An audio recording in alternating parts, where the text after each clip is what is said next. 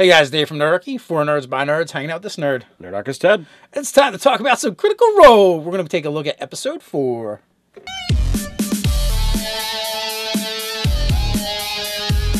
Jump down to the description below where you can sign up for Nerdarchy, the newsletter, get weekly gaming tips, as well as learn how to game with Nerdarchy. Alright, so we're delving back into our kind of like review, recap of Critical Role. We are on session 4 now? 4. Starting to lose track here. gonna have to take notes. In the middle of the episode, we get Yasha back. We do, and it was pretty interesting. When the camera comes up after all the artwork scroll, and you see all the players, and Yasha wasn't there. I'm like, oh, come on, another one without her? She's working, man, working. Blind spot. Yeah. She's actually not far from us when she's not there, because she's in New York. They film in New York. Okay. So, partway through the episode, they go through all this rigmarole, and they're chained up in the chain gang. Chained up at the stockade, and they bring her in, and Ashley just walks right on set, and the camera pans out a little bit. It's like, whoa! So we had another long session with like not a lot of stuff going on. I don't want to say not a lot of stuff. Some things do happen, but it's kind of stretched out. So like the main thing is like they get their names cleared and they're freed. We find out the fate to the circus ringleader, whose name is escaping me right now. Gustav, that's it.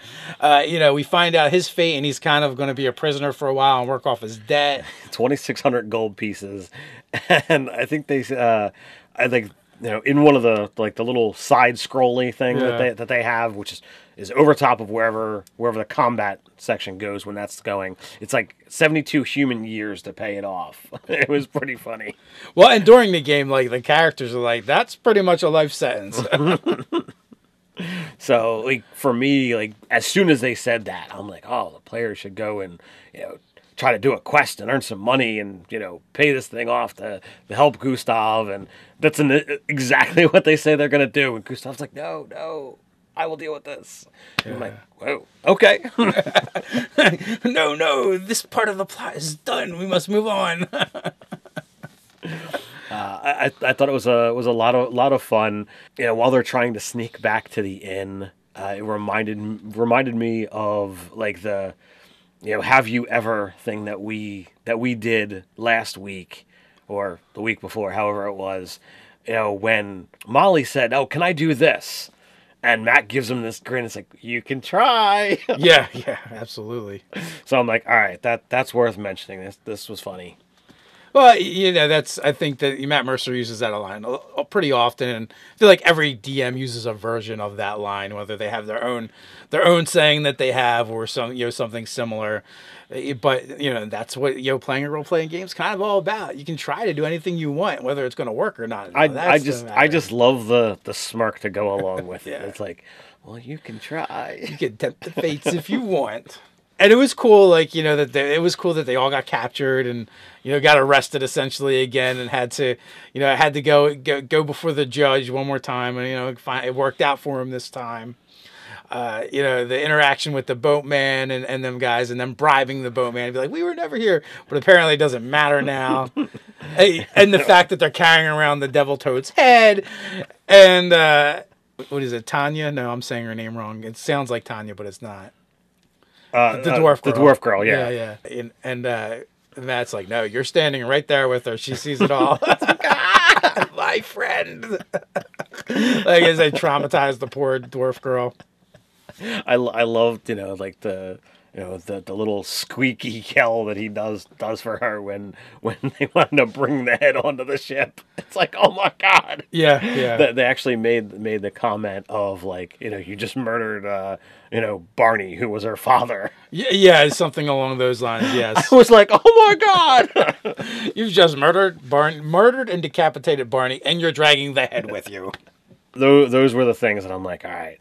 It happened pretty early on, but those are the things that I actually wrote down. I'm like, I'm going to talk about these things because that was pretty hysterical. You write stuff down? I did. Nice. I did not write anything. It's over there, but I wrote it down. Yeah, I just watched.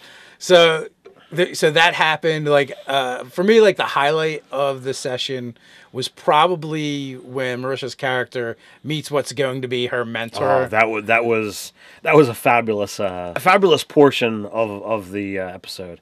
When they're duking it out, and this other monk is just hitting her for a point of damage every time. It's like comes in with the fist, and then it's just like extends a single finger, and it's like you take 1 point of damage. Yeah. The dreaded chicken beak. Whoa. So it was pretty cool. I thought it was absolutely titanic when she drops 2 natural 20s in a row. Oh yeah, during the fight, I was like, oh, what if she wins? That'd be hilarious. Yeah, if she had actually pulled off a stunning fist and actually stunned it, and then took the mentor down. I don't even remember if you have stunning fist at 2nd level as a monk. That's true. I think it might be like a 5th level ability. True. But apparently that other monk had stunning fist. So. Oh, absolutely. Yeah, so I don't know how high a level this trainer was, but it was very, very thematic and cool. And to me, this speaks with, is this an archetype that they're building? It's already built. It's the one we reviewed in the Taliesin guide. Oh, okay. The blue monk or something like that. Because remember, as she was hitting her, she was extracting knowledge from her. Yeah. I mean, we did that a while, guys. Yeah. Go, guys. Forgive my brain. I read too much and don't keep it all in. Yeah, so so that part was a highlight for the session. It was really cool, and also too when they did that after the break, and Matt was like, everyone comes back to the table, and then he's like, all right, everybody but Mercer leave. Yeah, it's like what? I was like, oh, we need a set and a show to do this with. This is so much more convenient than pulling your player away from the table like we usually do. Just banish everyone. Be gone. By the power of Mercer, be gone. I invoke thee. Yeah, that's one of the things about recorded games is like you can't do the one-on-one, and hey, prove me wrong. It's like, well, no, you can. You just have to send everybody else away. Yeah. Again, I really enjoy the overlay that they use on Alpha. I like that part of it. And my wife missed last week, but was watching this week, and then something came up, and she's like, "Oh, they need to go back to the book place." And he needs to get those books. I'm like, you already did that. That was last week. You didn't tell me that. And I'm like, well, I told you the important parts. I thought it was amusing when he does go back. Nott steals his own flask back. Steals his own flask back. And not only that, he sells the book back. That was amusing. He, read it cover to cover, paid 3 gold for it, sold it for 1 gold. The shopkeeper's like, oh, do you want to buy it? 3 gold. Well, sales are final. Yeah, one of them clearly has the observant feat, and the other one does not. Isn't observant the one that lets you memorize stuff? Yeah. So that was cool. We saw that in use, the previous episode, and now how he's using it is kind of cool. I mean, although technically the problem is I think you only get to remember stuff for 30 days or something like that. So he's be like, oh, son of a bitch, I should have kept that book. The bathhouse scene was a lot of fun. When not stealing everything that's not nailed down and some things that were. Yeah, stealing the doorknob. That was great.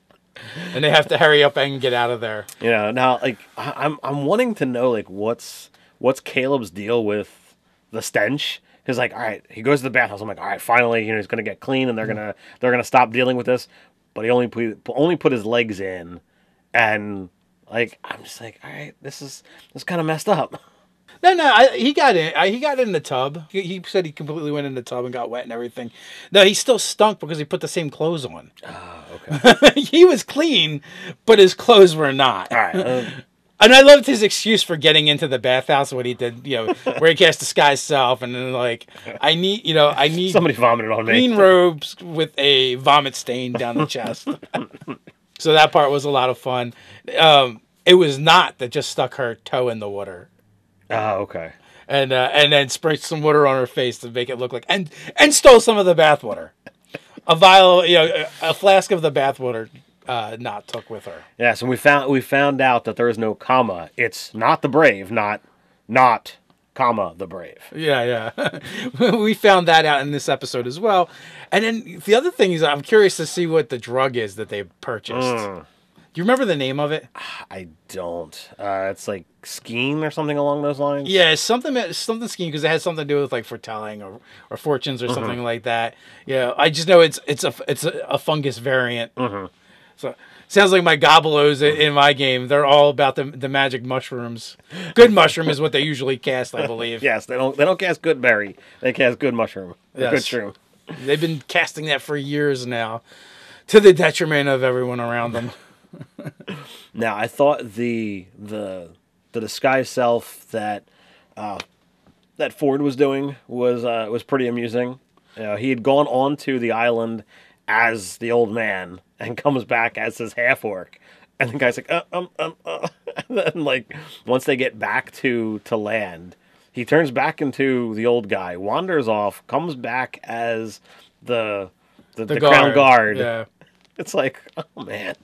So, yeah, I think that was just an oversight. Like, he forgot to turn back. Like, and that's kind of the things in my games where I'm like, I would just retcon that. If it's an ability they have access to and would have been able to do it, then I'd just be like, yeah, you would have done that. Because, when you're playing in a game, right, you live in that character for a couple hours and then you go away for a week and you forget things like that. But your character wouldn't forget that. So I just be like, yeah, like, that's the kind of stuff I have no problem hand-waving. I'm right there with you. It just allowed for some more interesting and unique role playing. I think the old man on the boat was pretty hysterical. I thought the interactions at the stockade was pretty funny, and these guys continue their bad dice rolling luck. Except for when you're doing a string of 20s. Except when you drop a couple 20s, but stealth checks and persuasion checks just were not going well last session. They're all over the place. And then, certain characters have exceptionally low stats, so they're getting negatives on them. So an average roll becomes subpar. But, it's all the fun of playing D&D is, like, sometimes the dice help tell the story. Yeah, you have a 5 charisma, and, it doesn't matter whether you're proficient or not. That's going to be a negative when you're level 2. Now, I know you listen a lot of times and don't necessarily watch. Did you check out the map? The map was gorgeous. Yeah, Devin Rue, she does amazing work. We actually are members of her website or Patron or whatever. I think we went through her website, but she does a lot of awesome maps, and she's been on one of our live chats in the past as well. It's really cool, and the thing is, like, and I was telling my wife about it, and it came up during the chat, and I was talking to Devin about this. She's actually visually impaired. She's blind in one eye, and she has this condition where she only sees the world in 2D. She doesn't see 3 dimensions. Wow. So she's kind of like, well, I kind of went back. I kind of got into drawing, and I kind of draw the world the way I see it. She's got a really cool and inspiring story there, and her maps are just fantastic. They are. I thought it was, great when they all this build up of we want a map, we want a map, we want a map, and it's like, well, I don't have a local map, but I've got this whole area. And that's been like, I've been dying to bring this out. I was just waiting for the right opportunity. Do you think he nudged them? Do you think he nudged them? It's possible, but then, he reaches out and is like, finally, I can give this to you. Yeah, and it's just like giant roll. So then they lay it out on the table and they get the camera in there and it's like, and Jester's like, can I tie the ribbon around one of my horns? Of course. And also the rings, she's like, I dropped the ring, I dropped the shoe. They don't always come up with the brightest ideas. But they come up with something. That was a pretty cool scene as well. So, so they're the highlights, and, those highlights were fun. Again, I guess this episode was a little long for what we got out of it. While the story did not progress drastically, you were more entertained? To me, I was very entertained with what's going on. Matt does a great job at interacting with them, but there's other times I think he just sits back and allows them to, be the story, not just be a part of it. And their interactions and their antics are enough to entertain me. So I'm good. I can keep going. Yeah, we'll definitely check out, episode 5. The party's together. They're kind of really a party now. And now they're where are they going? To Dash or Vash or something along those lines. And we know, based off of the fact that Yasha's not leaving this town yet, she's not going to be there next episode, but she's going to meet them somewhere at that new town. Yeah. It's like, 100 miles away or 200 miles away.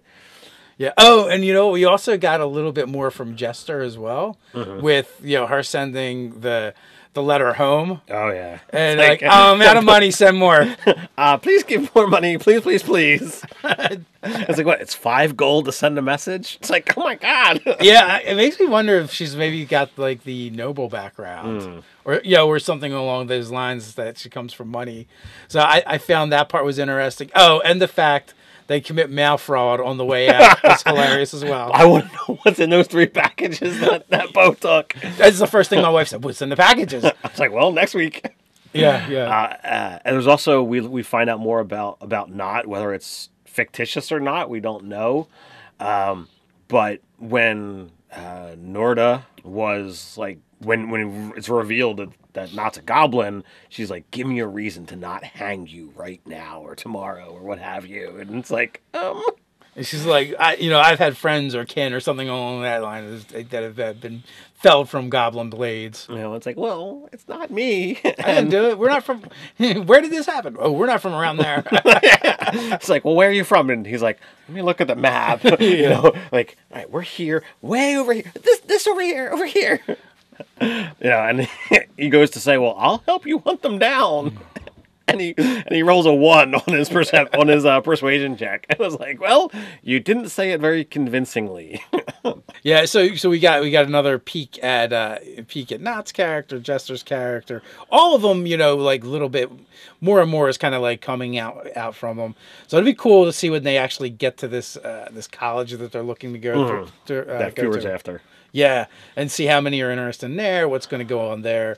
And also, didn't one of them say, I'm good to go anywhere but Dash? Like, I could have sworn at some point in the episode, there was another town that they could go to, and like a couple of them are each have somewhere that they don't want to go towards. Yeah. Caleb and Nott were arrested somewhere and had spent some time in jail, so they clearly don't want to go there.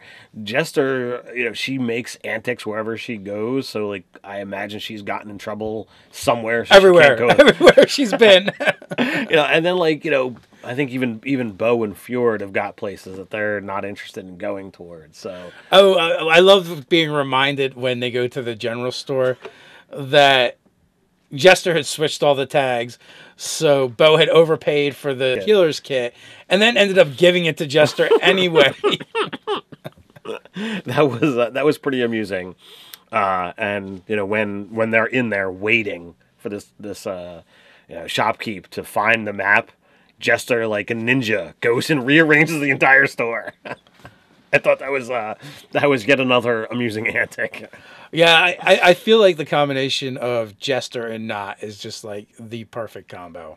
I can't imagine like the kind of stuff that those two are going to get up to, when they've got some serious power. Without those two characters, it would drastically lower the enjoyability of the show. I think so as well. I'm enjoying all of the characters. Like I couldn't say now if there's anybody that I dislike or like least, because they're all contributing to what's going on.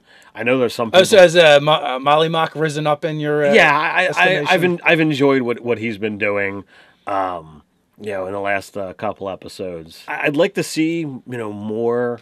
Obviously we're only going to get so many episodes with Yasha, but like she's the only one that isn't really there a lot. Right. So like I don't know what's going on with her, and I'd like to see what her story is with these characters. The couple times that they kind of went to her and she didn't really have answers, and she like hemmed and stammered a lot.